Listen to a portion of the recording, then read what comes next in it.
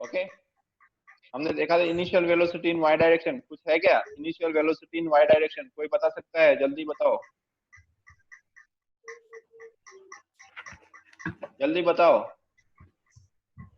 यहाँ पे x direction में तो आपको वेलोसिटी दिख रही है कि इसकी वैल्यू है v, लेकिन वाई डायरेक्शन में इनिशियल वेलोसिटी, उसकी वेलोसिटी कुछ नहीं है, यानी कि वाई डायरेक्शन में वेलोसिटी जीरो, इनिशियल जीरो रहेगा। वेलोसिटी ओके जीरो रहेगी। और इनिशियल वेलोसिटी क्या रहेगी?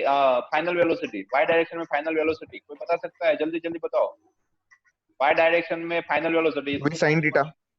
v साइन थीटा, जल्दी जल्दी बताओ, अब आगे बढ़ेंगे जरा, ओके स्पीड में। तो v साइन थीटा, ओके, तो यही इक्वेशन बन जाएगा रो क्यू, ये सेम था हमारा, ये जीरो बन जाएगा minus v sign theta, okay. और इस इक्वेशन को सिंप्लीफाई करेंगे तो ये इक्वेशन हमारा रो ए वी स्क्वायर, ये कहां से आया? ए इंटू वी लिख लिया क्यू की जगह पे हमने, क्यू की जगह पे हमने ए इंटू वी लिख लिया, जिसकी वजह से A V square sine theta, okay. इसमें कोई कंफ्यूजन? इसमें कोई कंफ्यूजन? No sir. ओके, चलो आगे बढ़ते हैं, चलो आगे बढ़ते हैं। अब ये कंडीशन के लिए मुझे आप सब बताओगे, ये कंडीशन के लिए मैंने नहीं करूंगा डिराइव, आप सबको करना है, ओके। अगर मैं नोजल को किसी एक एंड पे मैं सेट करता हूँ नोजल को, और यहाँ से फ्लो कैसे एंटर हो रहा है, उसका जो एंगल था उसी सेम एंगल से एंटर हो रहा है, और यहाँ से घूम के फिर वापस जा रहा है, ओके।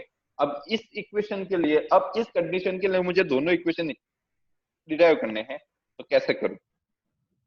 तो पहले से जो हमारे पास फाइनल इक्वेशन, ये इक्वेशन, इसी इक्वेशन को हम बार बार यूज करेंगे, ओके। इस इक्वेशन में कोई कंफ्यूजन नहीं होना चाहिए, ये पूरा इम्पैक्ट ऑफ जेट है ना, इसी इक्वेशन के बेस पे है। सिर्फ आपको एक्स डायरेक्शन और वाई डायरेक्शन में देखना आना चाहिए, चेक करना आना चाहिए कि इसका कंपोनेंट क्या है और उसका वैल्यू क्या होगा। चलो, अब यहाँ पे मैं वेलोसिटी v वेलोसिटी से एंटर कर रहा हूँ, ओके। अब v वेलोसिटी यहाँ से यहाँ एंटर होगी, ओके। तो उस v वेलोसिटी ये यहाँ पे थीटा एंगल से एंटर हो रही है, तो इस एंगल को बोलेंगे थीटा, ओके। तो इसका नीचे वाला कंपोनेंट आएगा v cos थीटा, ऊपर वाला कंपोनेंट आएगा v sin थीटा, ओके। और यहाँ पे कोई काइनेटिक एनर्जी में चेंजेस नहीं हो रहा है, क्योंकि काइनेटिक एनर्जी सेम ही रह रही है, कोई लॉसेस नहीं है, कुछ नहीं है, यानी कि यहाँ पर भी है, आंसर आएगा v, ओके। तो उसका ये कंपोनेंट एक्स डायरेक्शन वाला कंपोनेंट है v cos थीटा, और y डायरेक्शन वाला कंपोनेंट है v sin थीटा, ओके। चलो इक्वेशन पहले से स्टार्ट करते हैं। तो पहले तो एक्स डायरेक्शन के लिए, पहले तो एक्स डायरेक्शन के लिए, ओके। इनिशियल क्या होगा एक्स डायरेक्शन के लिए? v इनिशियल क्या होगा?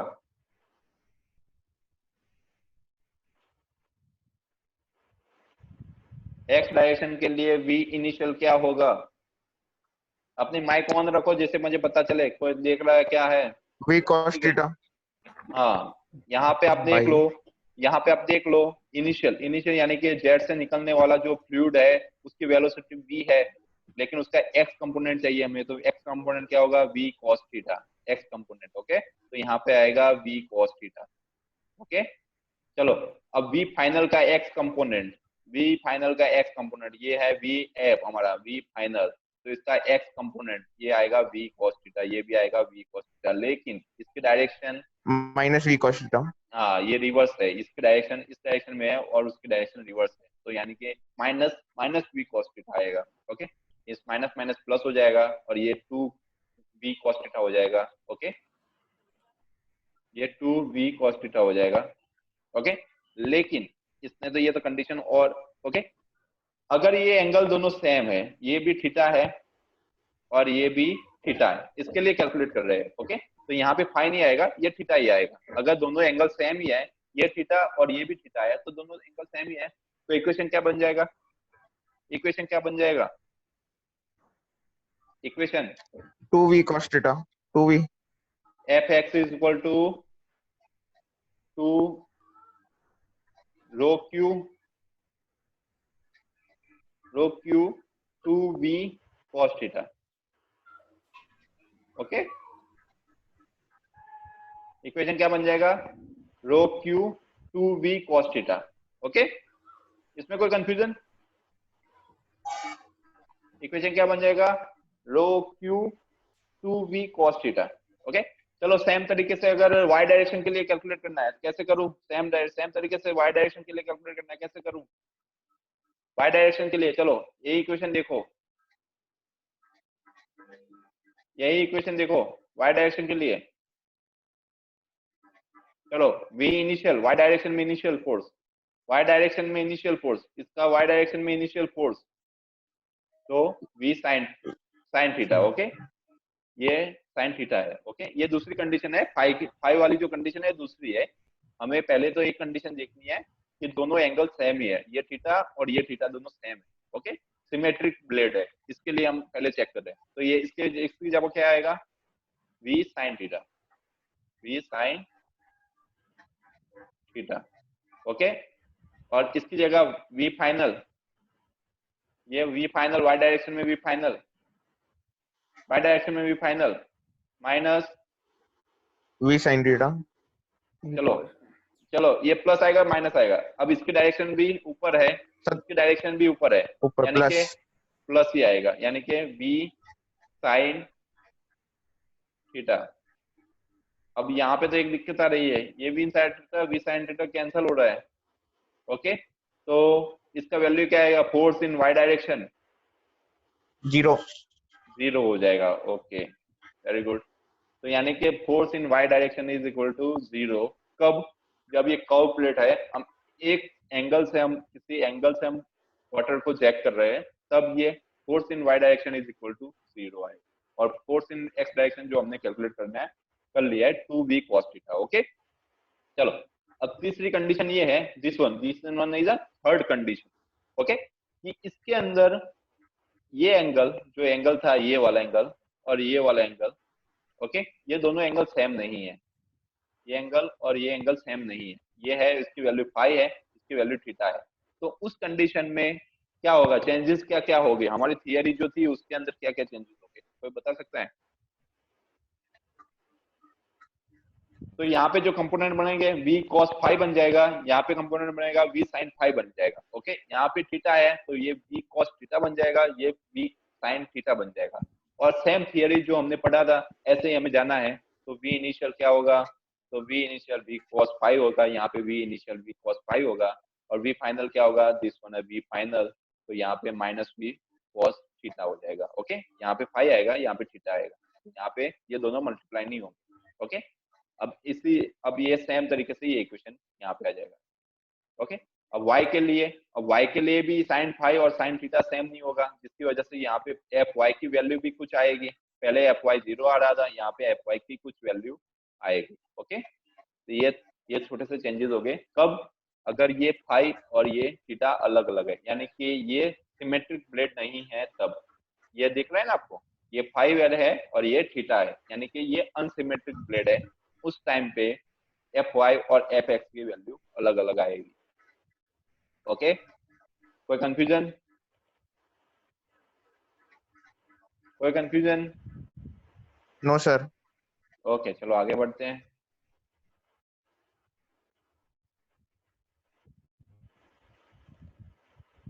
ओके, चलो अब थोड़ा इंटरेस्टिंग टॉपिक आ गया है।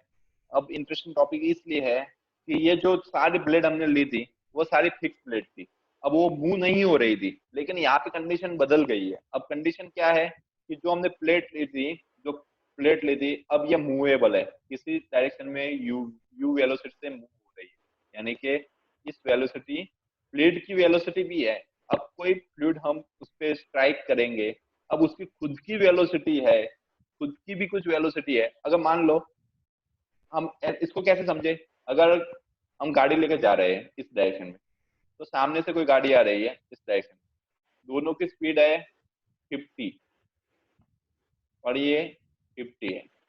ओके, अब ये दोनों हिट करेगी।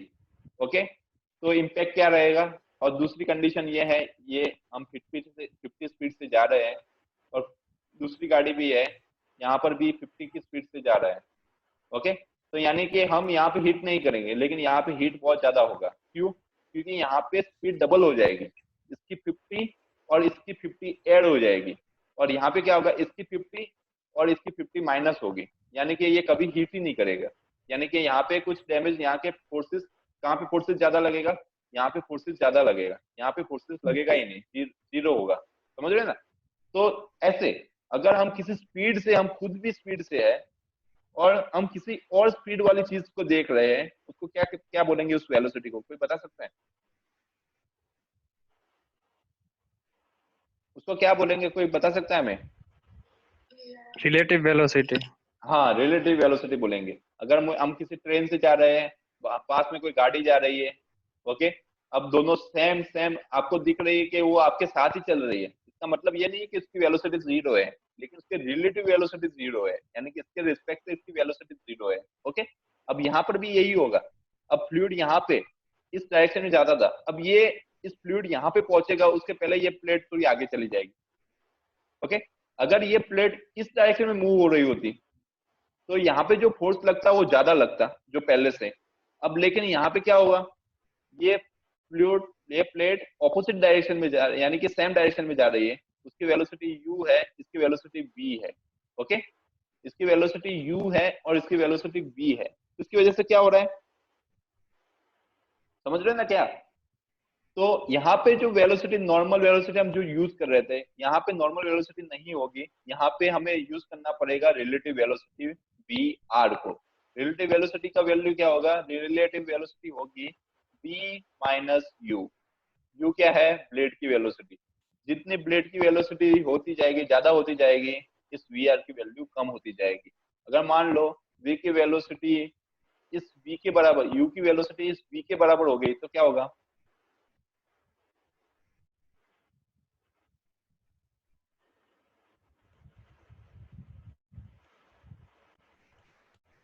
मान लो इन दोनों के वेलोसिटी सेम हो गई, ये u की u is equal to u हो गया, तब क्या होगा? वी आर जीरो हो जाएगा, यानी कि रिलेटिव वेलोसिटी अब जीरो हो जाएगी। ओके, अगर मान लो u स्टेशनरी है, ये ब्लेड स्टेशनरी है, मूव नहीं हो रही, तो u की वैल्यू क्या होगी? जीरो होगी। अगर मैं यहाँ पे जीरो पुट कर लूँ तो v is equal to V R हो जाएगा, V R is equal to v हो जाएगा, यानी कि u जीरो हो जाएगा। ओके, तो इसको बोलते हैं रिलेटिव वेलोसिटी। अब यहाँ पे पिक्चर में हमें पहले जो वेलोसिटी थी उसको हम एब्सोल्यूट वेलोसिटी बोलते हैं, अब यहाँ पे दूसरी वेलोसिटी आ गई जिसको हम रिलेटिव वेलोसिटी बोलेंगे। अब वो जो कंडीशन थी वो सेम कंडीशन हमें यहाँ पर भी यूज करना है, वी इनिशियल। अब इनिशियल वेलोसिटी जो थी पहले